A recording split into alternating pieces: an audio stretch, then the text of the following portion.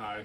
I just thought I would make a little video that talked about how to work with balancing postures, standing balances. It seems like this question is asked a lot on the yoga sub, often from beginners or people who are closer to their beginner uh, yoga practice and maybe don't know where to start with this or have trouble with balancing.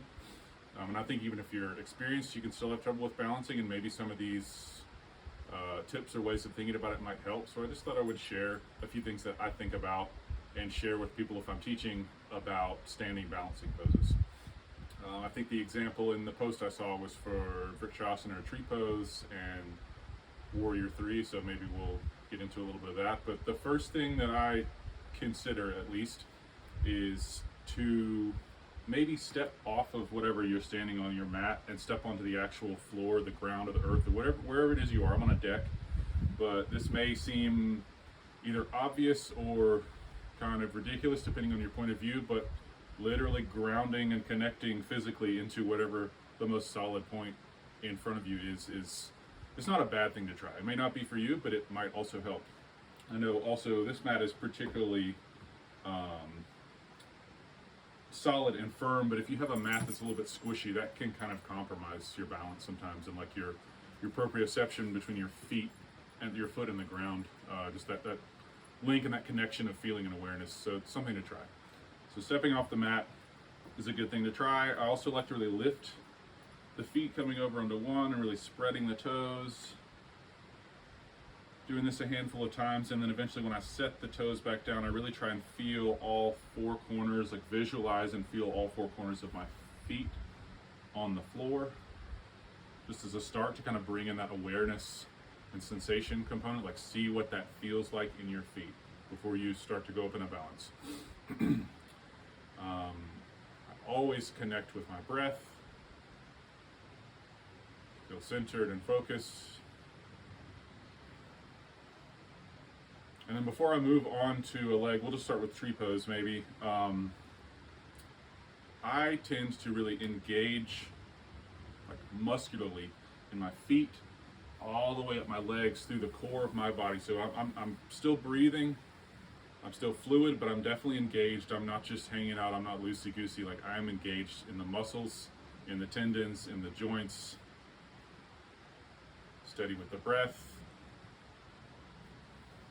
And then as soon as I'm coming up, I'm finding again that awareness, subtle awareness, that interoception, that internal feeling in the feet and the legs. The feet have so many muscles and bones, or bones, in them. Since we're talking about tree pose can obviously be a lot of different ways. You can do a kickstand version. You're just kind of working on finding that balance point. Come up to the inner calf.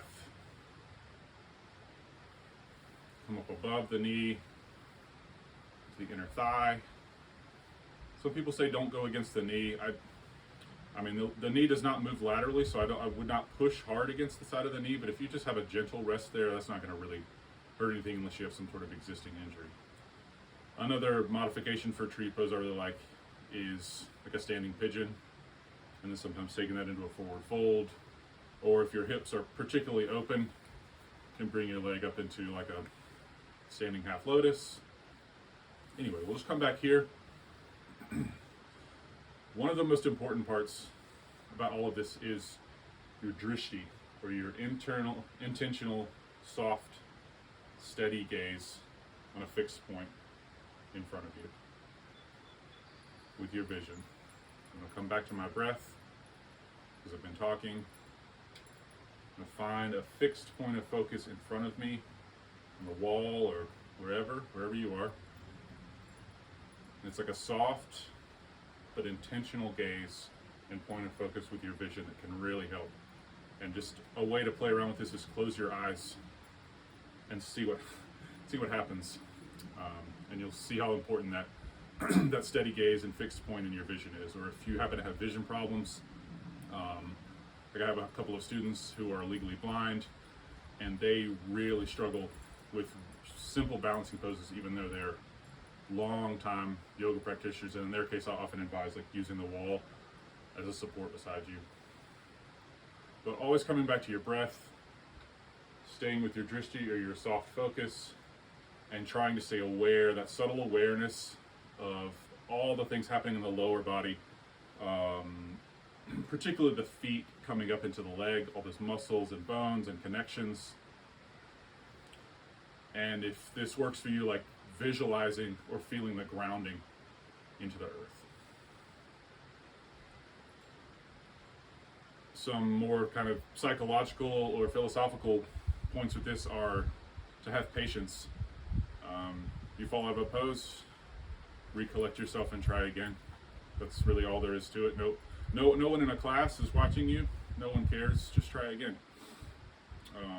Have compassion for yourself, because for a lot of people, balance can be hard, and it's just like everything else in yoga. It's a practice, and consistency is really important with this. Just keep trying, keep practicing. Maybe do a little bit every day. Some people say to like brush your teeth standing in tree pose. I don't do that, but that sounds fun. So maybe something to try. So anyway, let me know if this helped. If anyone else is out there and is another teacher or has like a lot of experience with this, feel free to add your own things that I missed. I didn't say everything, obviously, so I'm just kind of adding some things that come to my mind when I think about balancing.